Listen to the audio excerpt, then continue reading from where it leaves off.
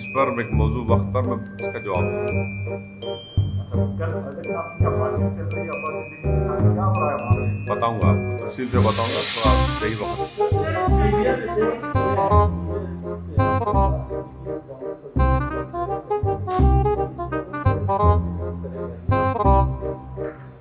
देखिए, मैं किसी का तर्जुमान नहीं हूँ, वो काबिल लोग हैं, वो अब इस सवाल का जवाब दे सकते हैं।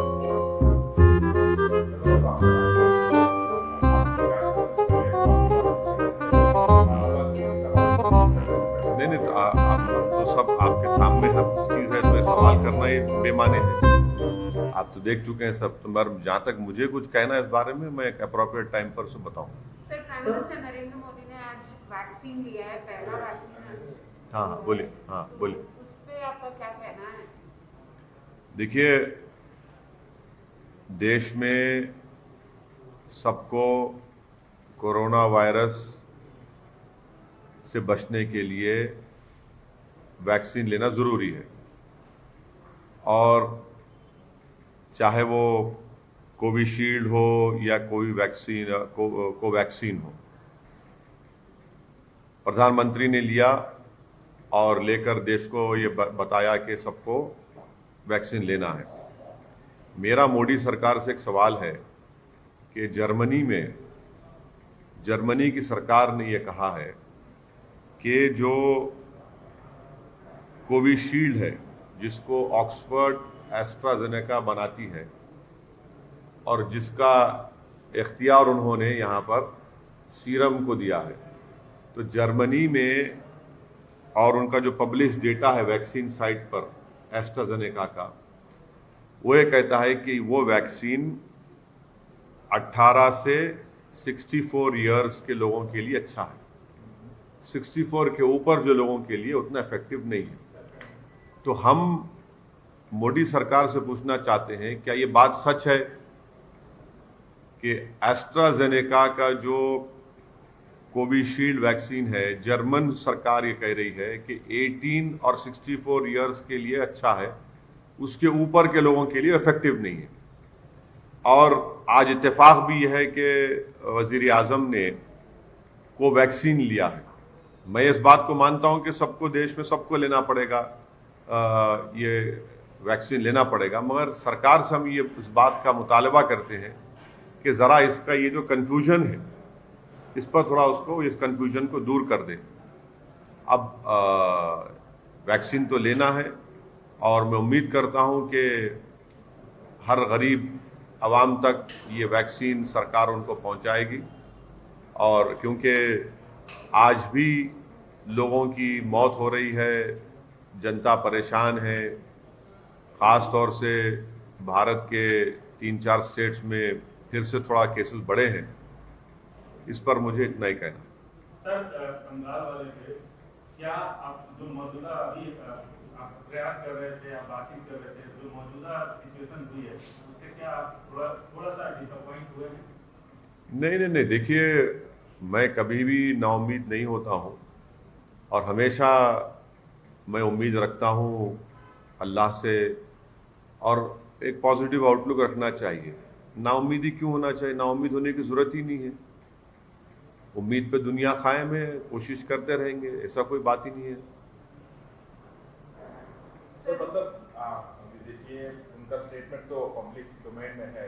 अभी उनके अंकल का भी स्टेटमेंट आया है कि असद साहब को कोई जगह नहीं है वेस्ट बंगाल में बोल के। मतलब सर, इस पूरे मुद्दे को आप कैसे देखते हैं? अभी ये नया स्टेटमेंट में क्या बोलेंगे आप, और अब्बास सिद्दीकी साहब के स्टेटमेंट में आप क्या बोलना चाहते हैं? नहीं, मैं तो उनके अंकल कौन है, क्या नाम है उनके अंकल का? कुछ दोहा साहब। क्या बोल के? मतलब वो लोग कह रहे हैं कि वो कौन सी पार्टी में है? वो वही पार्टी में है, और उनके मिर्जादा दोहा साहब। नहीं, वो कौन सी पार्टी में? वो टीएमसी के है। वो ISF के पार्टी के लिए। नहीं, वो टीएमसी के हैं। तो सिद्दीक, TMC के हैं। हाँ, वो टीएमसी के हैं, तो टीएमसी तो बोलेंगे ना। सर, कहीं ना कहीं डिच हो गया है, कहीं ना कहीं क्या डिच कर रही है वो अब्बास सिद्दीकी MIM। अरे क्या ये डिच विच का कहाँ है भाई? कोई डिच विच नहीं है, कोई बात ही नहीं है इस बारे में। सही वक्त पर बोलूंगा, तफसील बताऊंगा पूरी। नाराज होंगे सर? इतना मेहनत की, इतना भरोसा किया अब्बास सिद्दीकी पे। अरे नाराज क्या है? देखिए, हम गुजरात गए, गुजरात में हम सिर्फ मेहनत किए वहाँ पर, हमारे 7 कॉरपोरेटर अहमदाबाद में जीते। अब हमको उम्मीद है कि इंशाअल्लाह ताला भरूच से, गोधरा से, मोडासा से भी हमारे कैंडिडेट्स कामयाब होंगे। हमारा काम चल रहा है, आगे बढ़ेंगे। अब आज हम मीटिंग लेने वाले हैं राजस्थान के बारे में, राजस्थान में पार्टी को इस्टेब्लिश करने का, वो भी करेंगे, बात करेंगे। उत्तर प्रदेश के चुनाव के लिए हम मेहनत कर रहे हैं। मैं 14 इस महीने में उतरौला जाऊंगा। मैं, राजभर साहब, शिवपाल साहब से मेरी बातचीत होने वाली है। तो ये हमारा काम चल रहा है, रुकने वाला काम क्या है हमारा। फिर हम गुलबर्गा में हम अपने एक असेंबली कैंडिडेट का, इलियास बागवान साहब का अनाउंसमेंट कर चुके हैं। तो हमारा काम चल रहा है। चौथर वेस्ट बंगाल कब जाएंगे सर अभी ये पूरे परिस्थिति में? बिल्कुल जाएंगे, आप फिक्र मत करिए, बताएंगे आपको तफसील से, बंगाल के ऊपर आपको बताएंगे। सर, आपके दोस्त राहुल गांधी ने पीएम मोदी की तुलना अंग्रेजों से की। अरे भाई, मेरा तो कोई दोस्त ही नहीं है, मैं तो लैला हूँ, बहुत चाहने वाले हैं।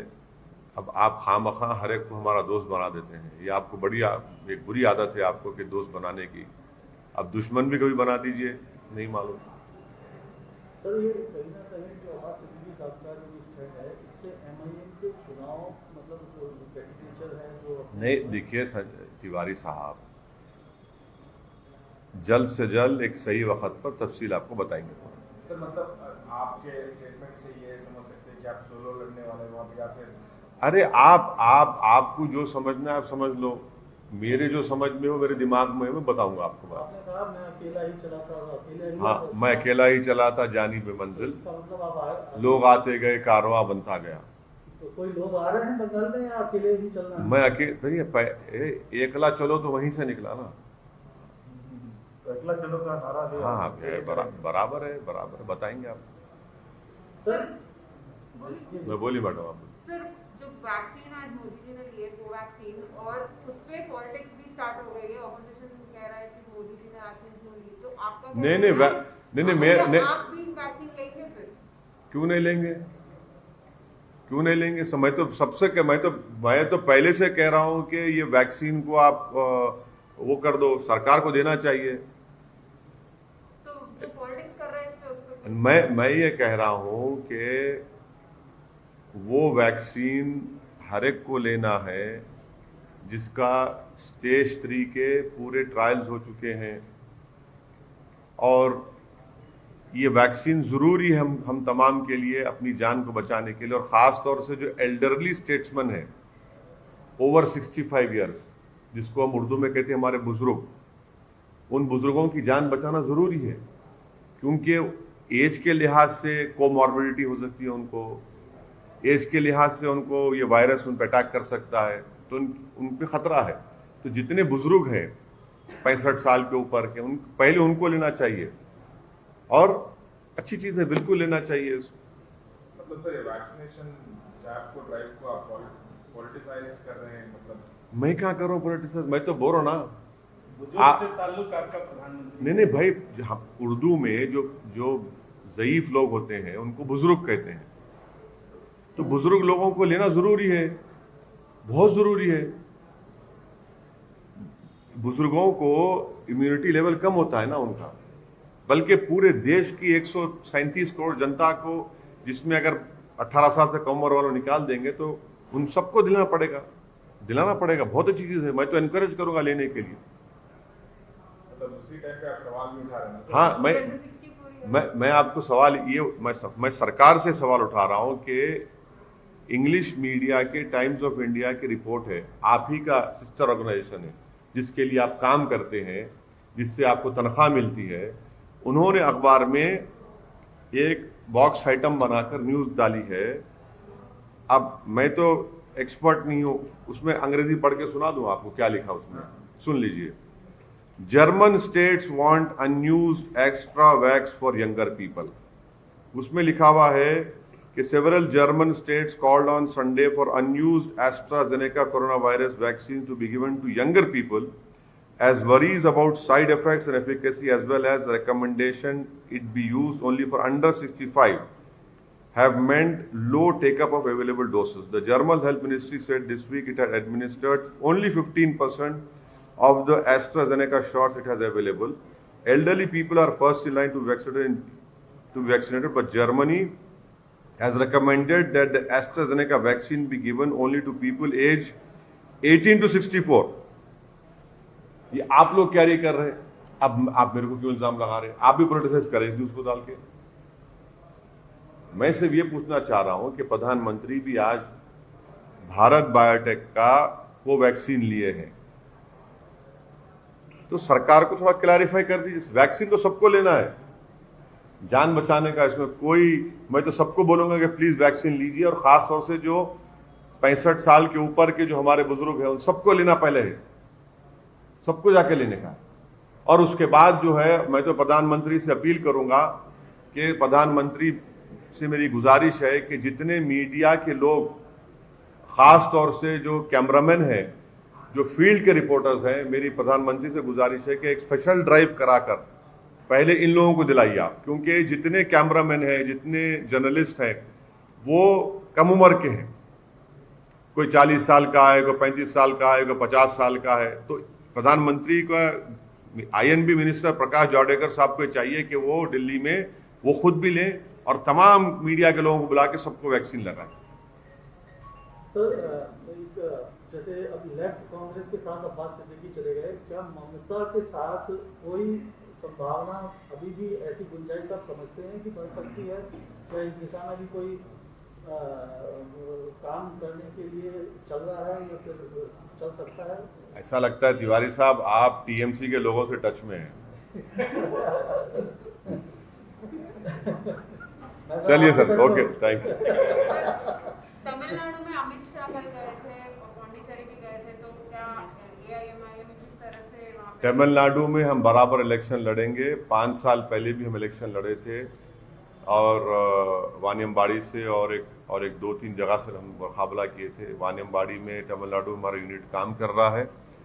इंशाल्लाह डेफिनेटली तमिलनाडु में हम इलेक्शन लड़ेंगे, हमारे लोग वहाँ पर काम भी कर रहे हैं, इलेक्शन लड़ेंगे तमिलनाडु में। आप भी जाएंगे क्या? हाँ, क्यों नहीं जाएंगे, अरे बराबर जाएंगे।